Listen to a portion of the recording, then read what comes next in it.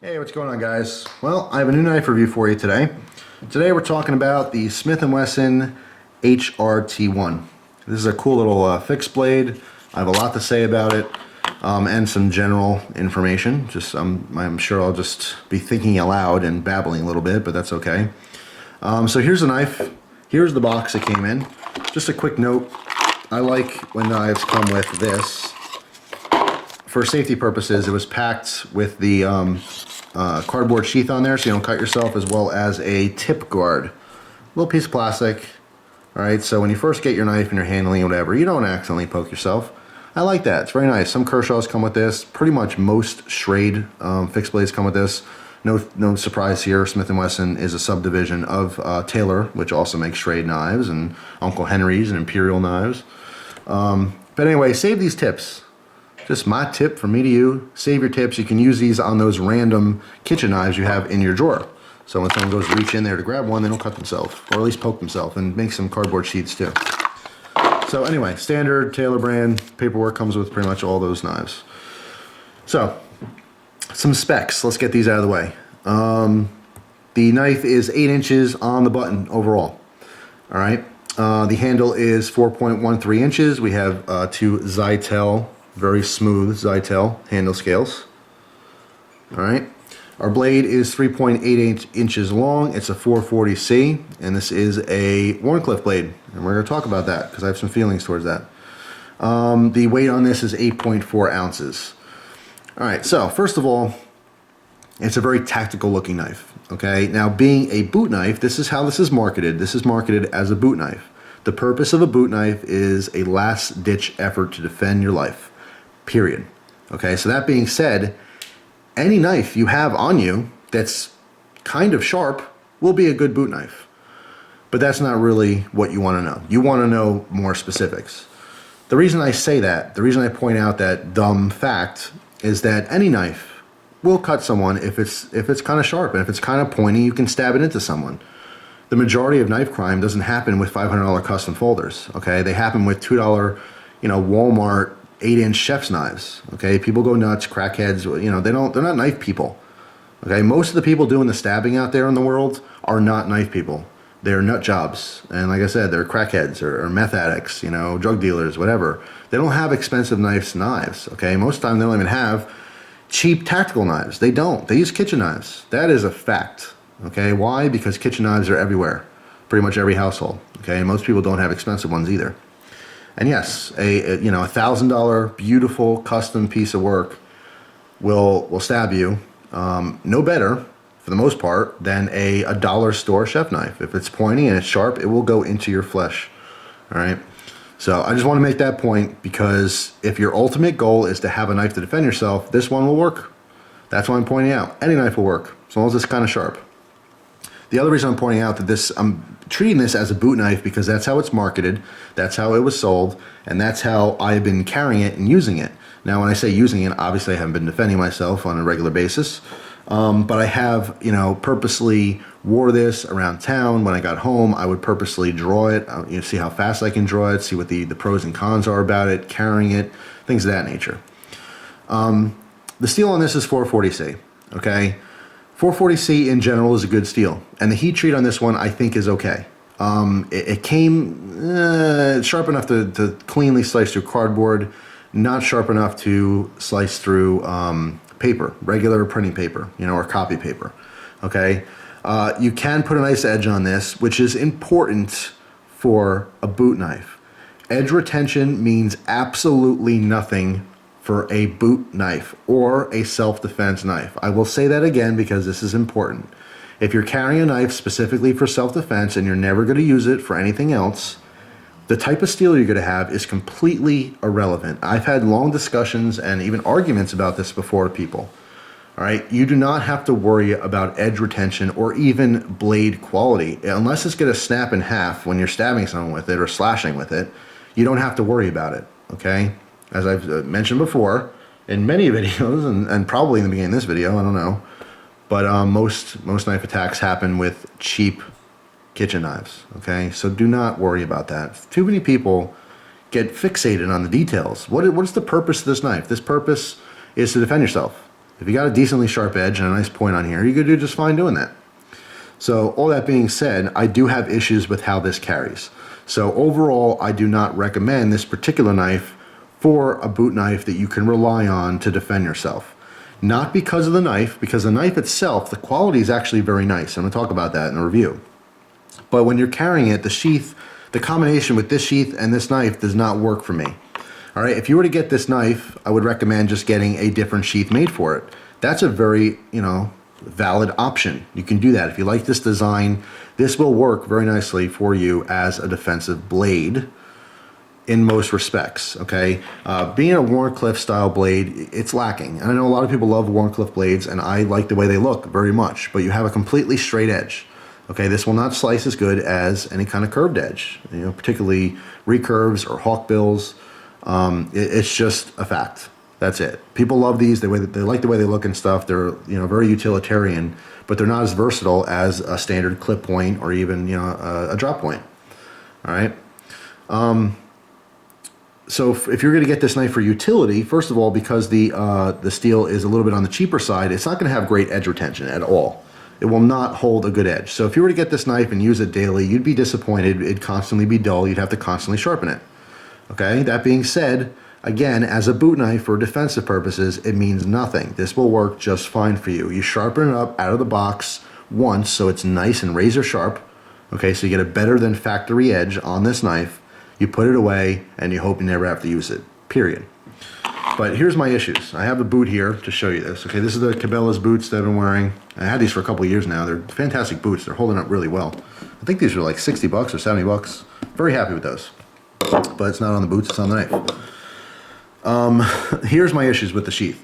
First of all, we have, the sheath looks very nice and it fits the knife fine, but it's not a real Kydex material. And what happens with this sheath is that, a lot of you guys have experience with this. There's enough, even cheaper knives now that use Kydex sheaths that you know what it feels like. You know what it sounds like, what it feels like, what it looks like. When you put a knife into a Kydex sheath, you push it in and at some point there's resistance.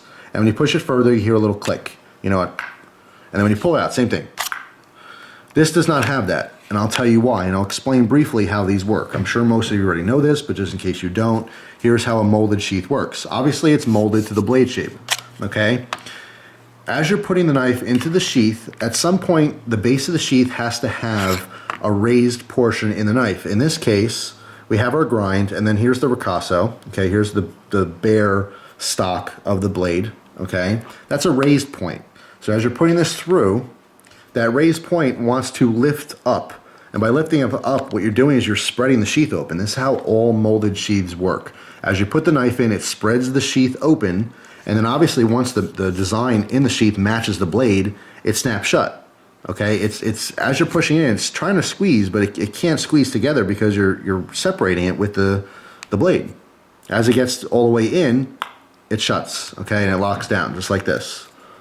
Okay, so let me show you how this is supposed to look. As you're putting this in the sheath, it's separating because it's too fat, and now it's in place, and boom, it snaps shut, okay? That's why you have that solid, audible kind of click noise, right?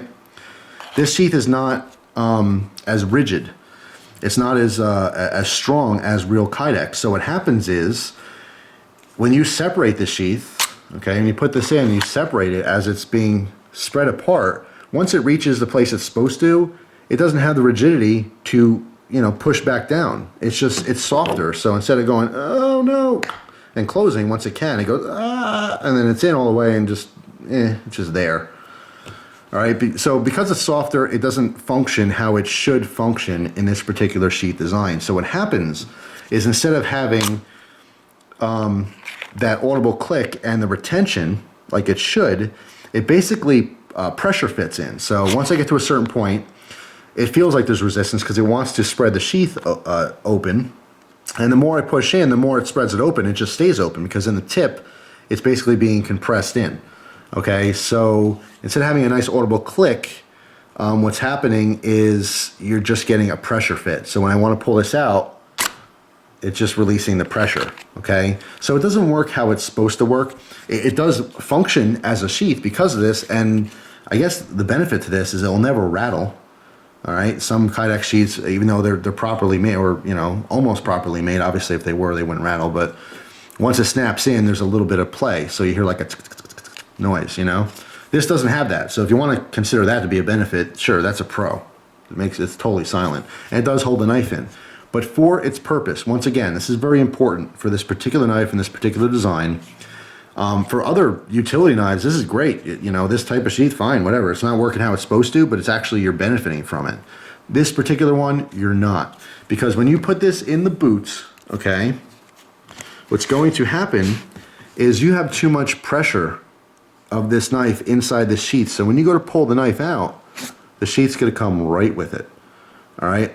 I got extremely, extremely lucky that this particular pair of boots happens to have this little metal tag here. It says Dry Plus on it. All right. So when I put this in, this is my right boot on the right side. When I put this pocket clip on, it just so happened to work out that the base of that clip hooked on to that metal. All right. So for the first week when I carried this, I didn't think there was a problem. Every time I went to retrieve the knife, it pulled out fine.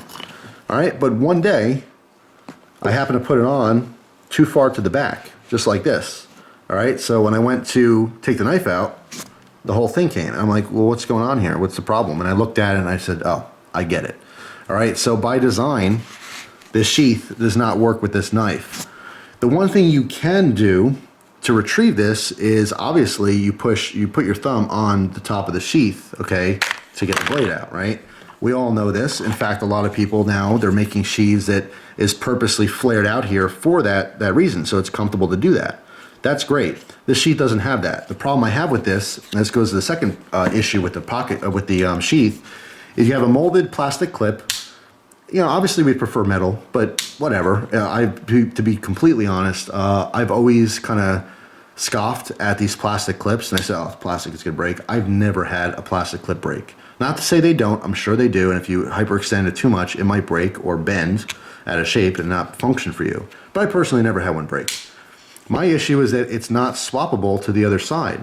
So you're very limited in how you carry this knife. So that's my biggest point with this knife. Overall, the knife's not bad for again, a defensive knife. It's fine if you can find a way to clip it or mount it properly. But it's not gonna be a good utility knife. Don't get this knife just to, you know, open your mail and stuff like that. It's just not gonna hold an edge, you know, how you'd like. You're gonna probably get frustrated with it.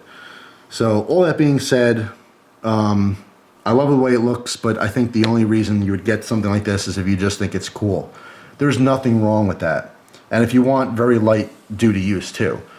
Let me just say, you know, not a lot of people talk about this, but there's a hell of a lot of 13-year-old boys that like knives. They're not going to carry a knife to defend themselves. They're not going to, you know, carry a knife for utility purposes that, you know, for a job, because they're not working a job. You know, obviously, you know, they should be in school, so they can't carry it at school. You know, I was a 13 boy. I was a 13-year-old boy at one point. And when I was 13, I was in the Scouts, so I started buying some quality knives to actually use for cutting things purposely. But the majority of knives I bought were just because I thought they were cool, and there's nothing wrong with that. And you don't have to be 13 either. You can be 20, you can be 30, 40, 50, 60, and just buy knives because you think they're cool. Get them, fondle them, look at them, open your mail, put them in a drawer, and you're done for the day. There's nothing wrong with that. A lot of guys focus, you know, they forget that sometimes people buy knives because they like them. All right, not every single knife has to be this purposeful knife that you use to save your life and survive with and hike 80 miles into the, you know, the mountains with. There's a whole bunch of reasons why people buy knives. This particular knife, I would say, if you're out there and you use your knife every friggin' day, don't get this knife, okay? Get a better knife, get a quality knife that's gonna last. It's not gonna dull up on you as easily. You're gonna be much more happier with that. If you're getting a knife because you think it's cool and you like this design, get this knife. There's nothing wrong with that. But as far as using it, I wouldn't recommend this one. There's much, much better boot knife options out there. All right, guys, so that's pretty much it.